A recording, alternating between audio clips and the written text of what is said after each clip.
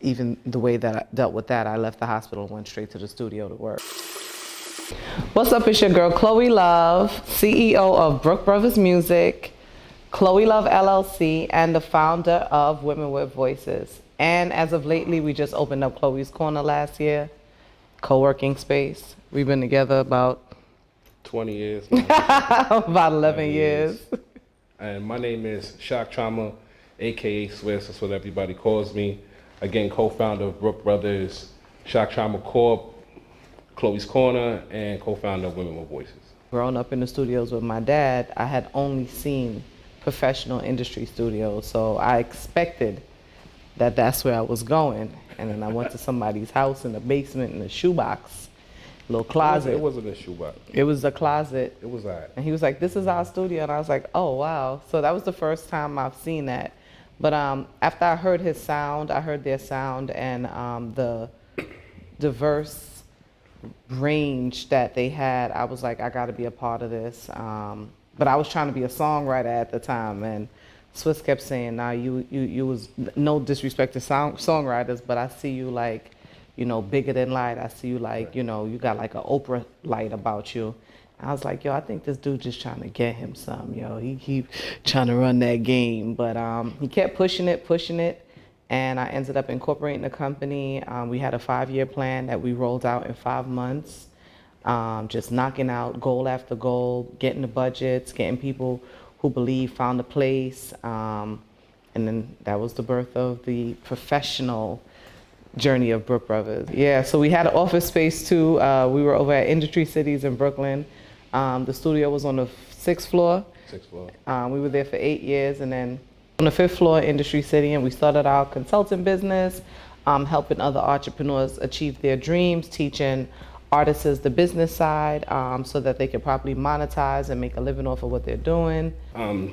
Speeding forward, me and my wife were taking a stroll up Atlantic Avenue, if anybody's familiar, in the Brooklyn area, on our way to the Barclays Center, where the Brooklyn Nets play, and we were just having a random conversation about just being so Brooklyn, being from the borough, just owning a piece of Brooklyn. It would be nice to have a spot here in Brooklyn, and I think you did that. We manifested that in like 6 months. Yeah, I was like, I'm so Brooklyn.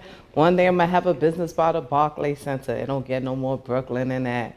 I was just talking crap. I didn't know what the business was gonna be. I didn't know what we were opening. We made it happen. I mean, it was phenomenal to watch her manifest, and being able to also support her goal. It was a real big thing for her, mainly to really own. But before that, actually, we did the first so we got Brooks Brovaz Development. We didn't mention that. Yeah. That's the nonprofit, the 501c3 that Women with Voices is under. So prior to that, with the recording studios, we did 2 years with City As High School, where we did internships with their students, and we built micro societies. Now, once we left the studio, we launched Women with Voices. We started with the annual award ceremonies.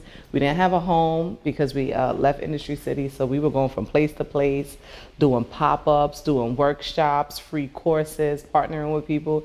And we were like, "Nah, man, we need a home, man." We got tired of asking people, like, "Can we do this free workshop? Can we partner with you?" And around that time, I think is when we was like, just playing around, I'm so Brooklyn. And then we started looking for a place. We was like, we're gonna do events, and the nonprofit needed a home, and just ready to go into the next thing, but we wasn't really sure what it was. And by accident, we didn't look here. Not this, the location we're at. Yeah. We look for this. We were looking somewhere else, and by accident, the real estate agent was like, "I got a spot that I think would be perfect for you." He was like, "Just check it out.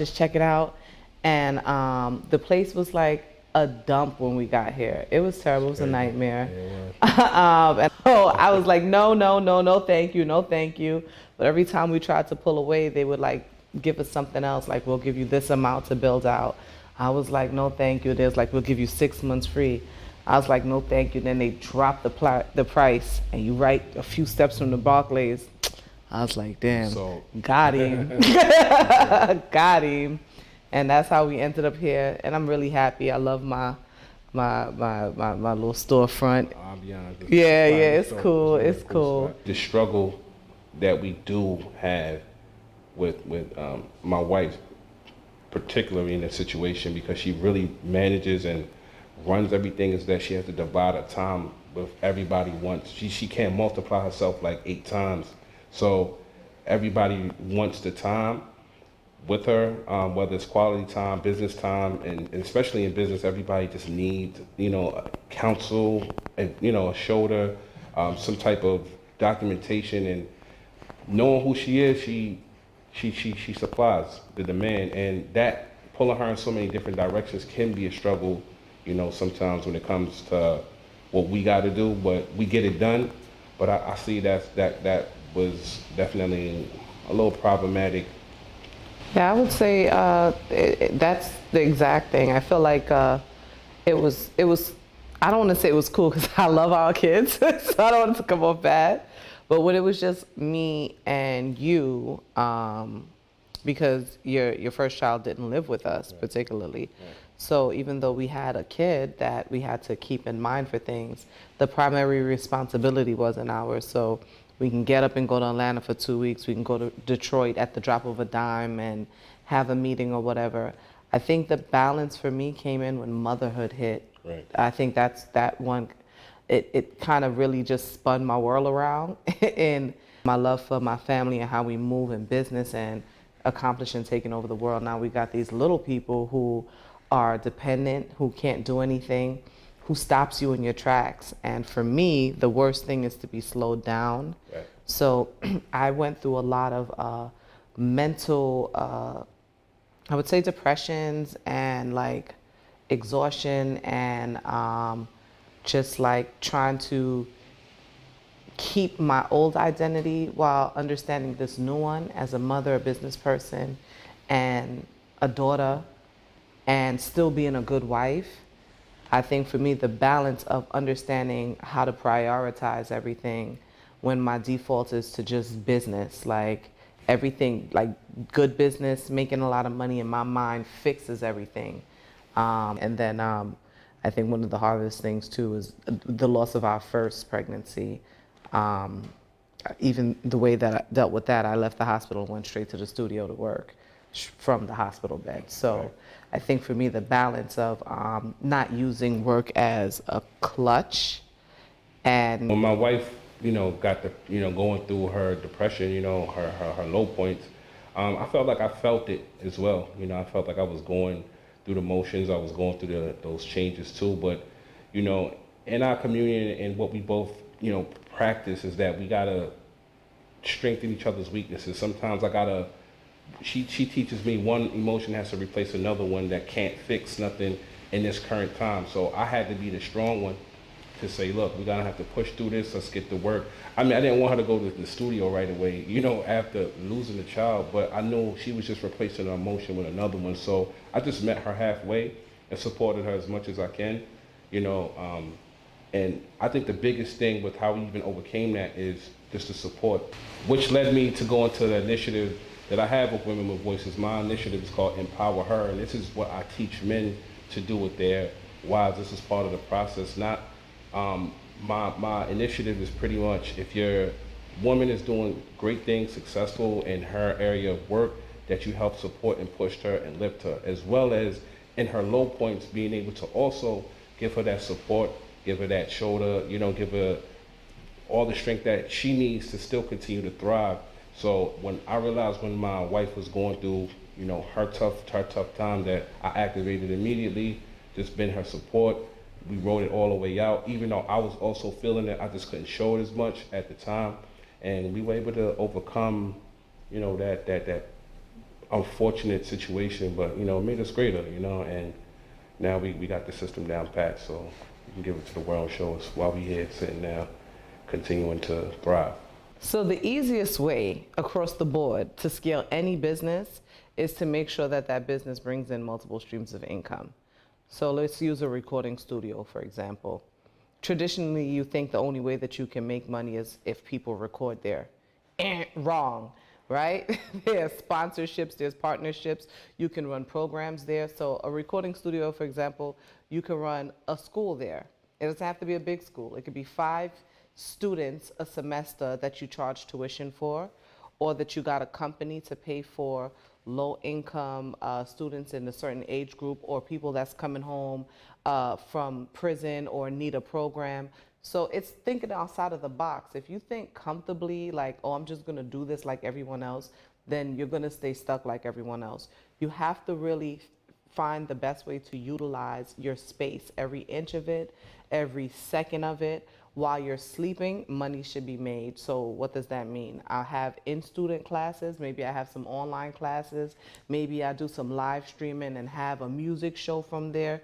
You gotta really be creative in ways that you could bring in money in any business. But that was just an example on a recording studio, like 4 or 5 ways that you can make money. And I think that's key. I think with, you know, the music and the creation part of what we're doing, it's just brand awareness, that brand visibility, and, you know, our accreditations, you know what I'm saying, gave us, you know, leverage, you know, with scaling the business, you know what I mean, because we just are who we are, you know what I mean, we perform. We've done a ton in this industry, from, you know, the television side, video games, ad space, which is other ways of making money. Other ways of making money. So it's so much different ways that you can scale your business in, you know, the creative space. It's just about content creation, brand visibility, and that awareness. And once you know, you go viral, or you have know, a good monetization plan. Have a good monetization plan. You know, any one of these tricks to the trade that you use, you know what I'm saying, you'll be successful and be able to scale your businesses, all industries. So doing a photo shoot with Andrea was amazing. I felt like the look that they chose for me was perfect. You know, it was very bossy, very SK, you know what I mean? It was, you know, industry. Our slogan is the streets meet the industry, and we mushed it together, and I felt like it was just a good representation of myself. And I loved the way my wife looked as well, and I felt like it was a perfect combination. So I fully enjoyed myself. I loved the colors. It was bold, you know, it was fierce. It just felt like me, you know what I'm saying? And I loved it, you know. And I had my cigar on my drink, so it was cool.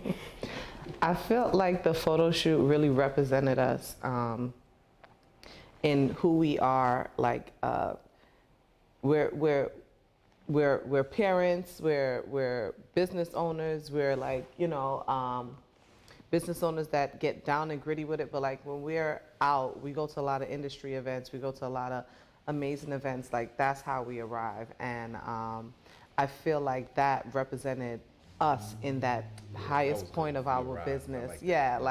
When we arrive somewhere, like when we step in, that's how we usually step in. So I felt like it was great. It was elegant on both parts. It was. I loved it. I love the colors. I love the representation. I love the pairing of how we looked together. I felt like the photo shoot represented us as a couple in all our strengths, To the fullest. all our creativity, and that's something I would definitely have gotten for myself. So I actually own a dress something like that. So I feel like Andrea got it down pat with how she saw us and understanding us, our journey, what we do, and how we should be represented. So that means we conveyed the message correctly, because she got it and she overstood what we needed and what represented us. So it was a immaculate photo shoot. absolutely.